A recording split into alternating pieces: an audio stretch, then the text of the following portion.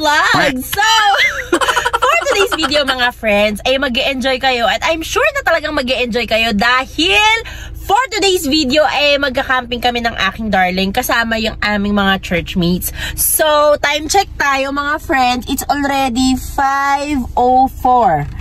Okay, 5:04. And makikita nyo, ready na kami. May mga sleeping bags kami dyan. As in, yung buong bahay na pwede mong bitbitin na bitbit namin. So, ready na ang lahat. And of course, hindi pwedeng mawala ang aking darling. So, ang aking darling ay nandun pa sa bahay. Chinecheck niya yung mga dapat niyang i-check bago kami umalis. So, papunta kami ngayon mga friends sa Jervis Bay. So, actually birthday ng isa naming ka-churchmate at sasamahan niya kami, sasamahan namin siya, sasamahan namin ang lahat at sasamahan niyo rin kami at sasamahan namin kayo. Gulo.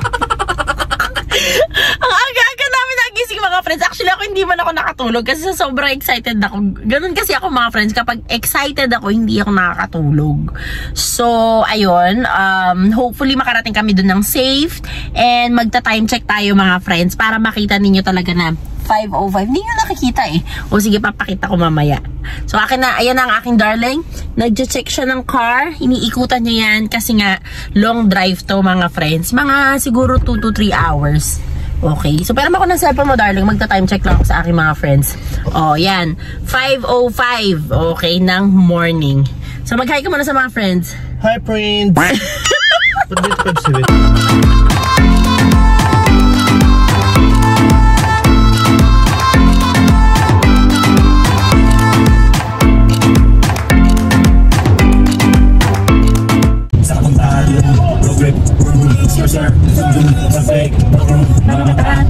Asa ng tulis na alam mo ba? Mawalan tulis na isang tayo tulis na gamit mo ba? In 200 meters, at a roundabout, continue straight to stay on the normal side. Nawawala sa tulis na alam mo ba? Mawalan tulis na isang tayo tulis na gamit mo ba?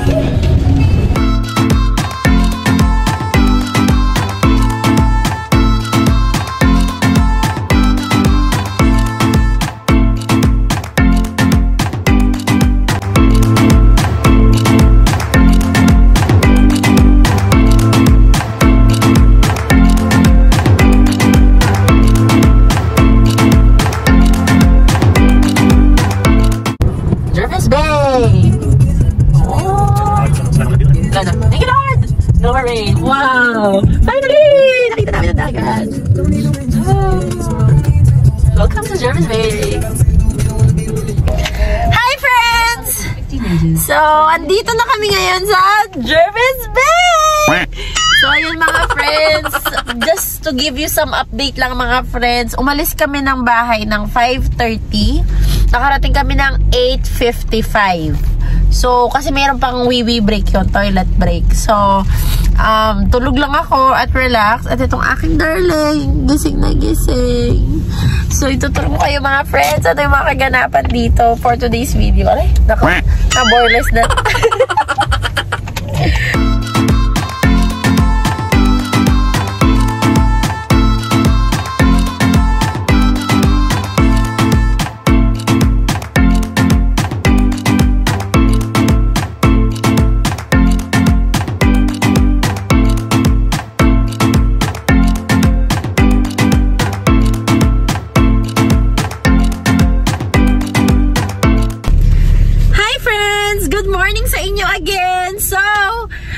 Nandito na kami ngayon sa Jervis Bay and hindi lang yun mga friends, magtatayo na tayo ng camping tent. So, it's our first time again. So, titingnan natin mga friends kung paano ang gagawin namin. Ha, bababa muna ako. Titingnan namin yung lugar kung saan namin itatayo yung tent.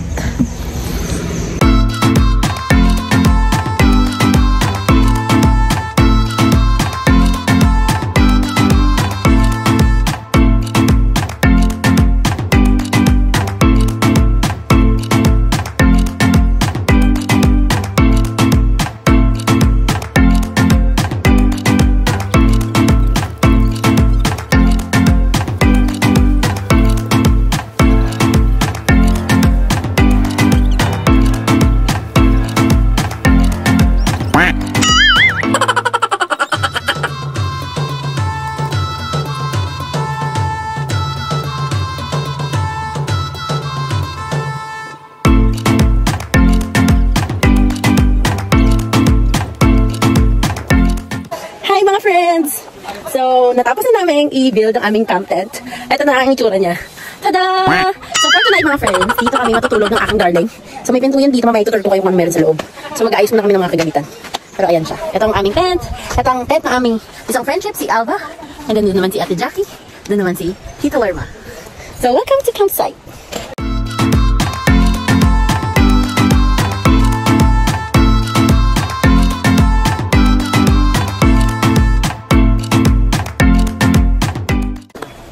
Hello friends! So, meron tayong papatayin dahil nakapasok siya sa ating bahay. Ito na labi, buksan mo nga itong pintuan. Nahuli mo yung isa?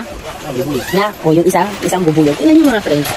Dahil meron kasing nakapasok na nilalang dyan sa loob ng bahay namin. Goal is patayin ang pumasok na nilalang dito sa loob ng tent. Ito mo ba labi?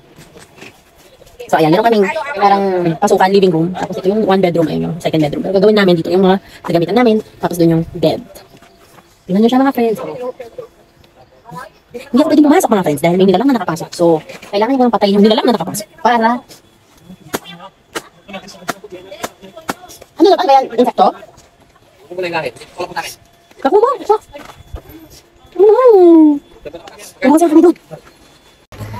So, ang next natin gagawin mga friends, dahil nagawa na natin ang tent, next in line is the bed. So, pinapatransfer ko yung car from there going to here, malapit kasi para dito i-inflate yung bed.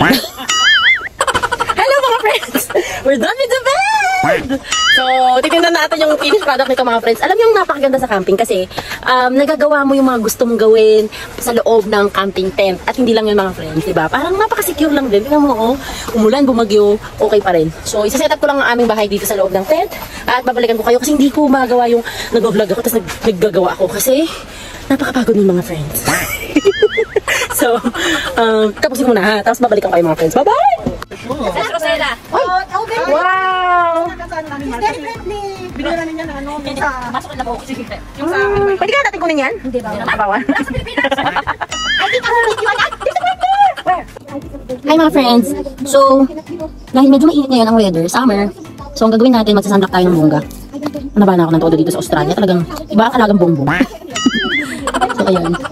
Kailangan natin tagtaran to ng sunblock dahil diba? Ano ba gamit kong sunblock mga friends? Ang gamit ko is Hawaiian Tropic Silk Hydration Very High Protection Sunscreen Lotion SPF 50. This is only for face. So, saan ko binili ito mga friends? Sa ulis lang ito mga friends. Kayang-kayang mabili ito. Ayan. Okay, tapos nalagay ko dito.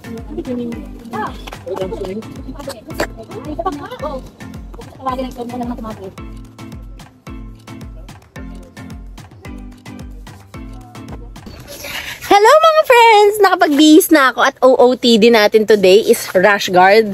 Long sleeve kasi.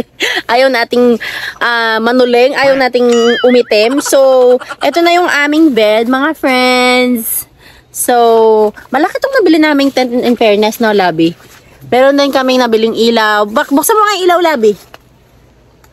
Woo! O, diba nakita nyo?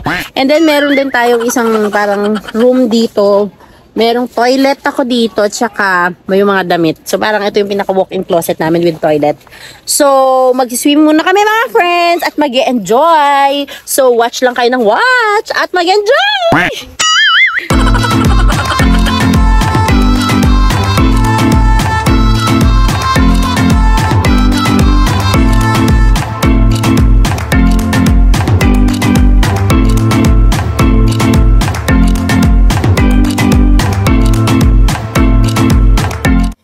So, ayun na nga mga friends, pagkatapos maligo, nagluto tayo ng dinner, and kumain, naglaro, pagising ng umaga, ayan, ang bumungad sa atin, ang mga kangaroos.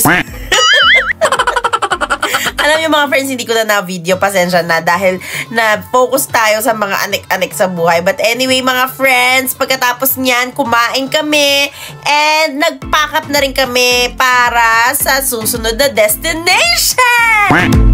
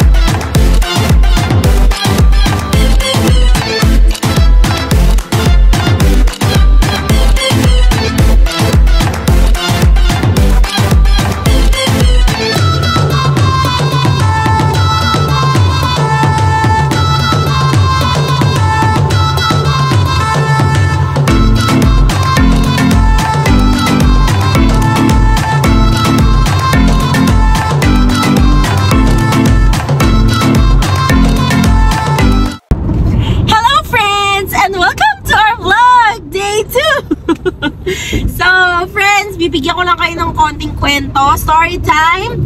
What happened yesterday? So nag-build kami ng aming tent. It's our first time again. Pero good job ang aking darling kasi nagawa niya ng maayos ang kanyang role. Yay! So after nun mga friends, nag-swim kami. Ang ganda ng beach. Alam niyo my friends, recommended itong pinuntahan namin. Green Patch yung name niya dito sa may Jervis Bay. So sa mga nasa Australia, maganda, highly recommended, puntahan nyo to. Kasi bakit?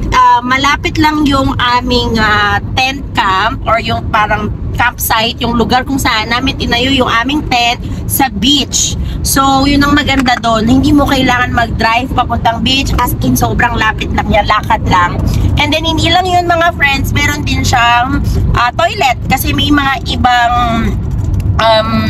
campsite na wala talagang toilet at all, parang hole lang.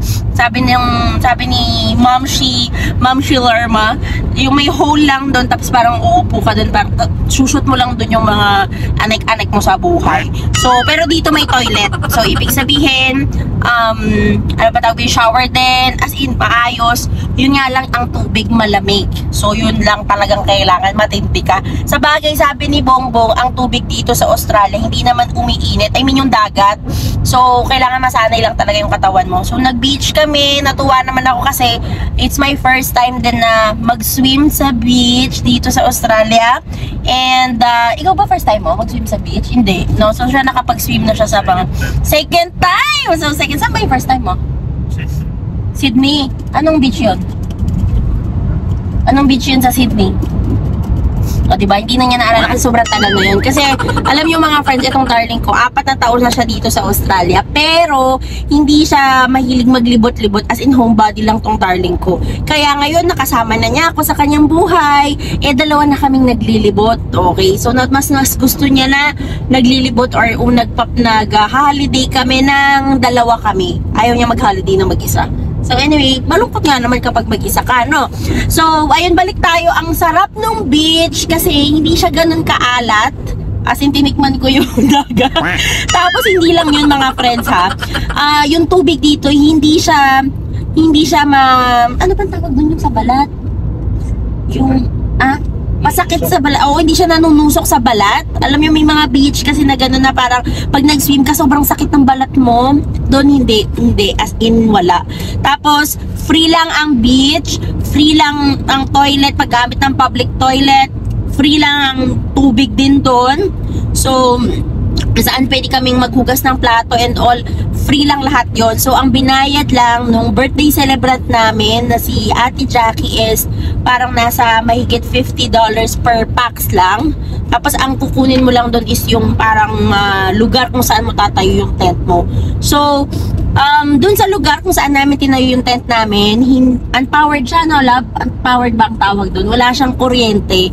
So sa bagay, hindi naman namin kailangan yung kuryente kasi lahat naman na portable, lahat naman na ng dala mo hindi mo kailangan ng kuryente. So yun. Pero marami kaming mga lesson learned mga friends kasi may mga gamit kami na dahil first time namin, may mga gamit kami na parang kulang-kulang na hindi nadala. Like example, kailangan pala namin bumili ng pangwalis sa loob ng tent, diba? Kasi parang nag-create ka nga ng bahay-bahayan. Tapos kulang din kami ng ano ba kulang natin? Ay, electric fan, wala kami electric fan. Pero hindi naman kami pinawisan kasi dahil malamig yung hangin paggabi. Okay, so yun. Sobrang enjoy kami mga friends. And tuwang-tuwa ako kasi talagang kung nature lover ka, kung gusto mo maging connected with nature, kung gusto mong ma-appreciate yung God's creation, talaga naman camping is the best talaga. Sobrang mare-recommend ko. Sa bagay dito sa Australia, yung mga tao dito, yun ang bakasyonan nila, camping. So, maganda ang pinuntahan namin. O yun, Jervis Bay. So, i-search nyo Jervis, Green Patch, Jervis Bay. So, yun ang lugar na pinuntahan namin. Green Patch, Jervis Bay. Sobrang thumbs up. As in, 5 times, 10 times, 1 million times thumbs up. Diba? Kumuli na naman tayo. So, ngayon, we are heading to Aladala. Ano sabi mo kanina? Masaya! Kahit hindi nakikita sa mukha niya. Hindi, pero totoo, nag-enjoy kami ni Bongbong. Sobra kami nag-enjoy. At kami ay nagpapasalamat sa mga Filipino community friends namin na kasama. Kasi talagang hindi lang sila community friends, pamilya talaga. So, if I were you mga friends, ay wala ka pang mga Filipino community na talagang, alam mo yun, yung masasabi mo na hindi mo man sila biological family, pero they treat you as family. Ay nako, talaga naman, PM me, sige, kung nandito kayo. Para ma-share ko sa inyo yung mga pwede nyong gawin sa mga anek-anek na buhay. No? But anyway, mga friends, samahan nyo ako ulit, okay? Kasi marami tayong mga experience na, lalo na kung first time mo dito sa Australia at gusto mo mag-travel-travel, mag-ikot-ikot, talaga namang, ay nako, manood ka lang sa aming vlog, okay?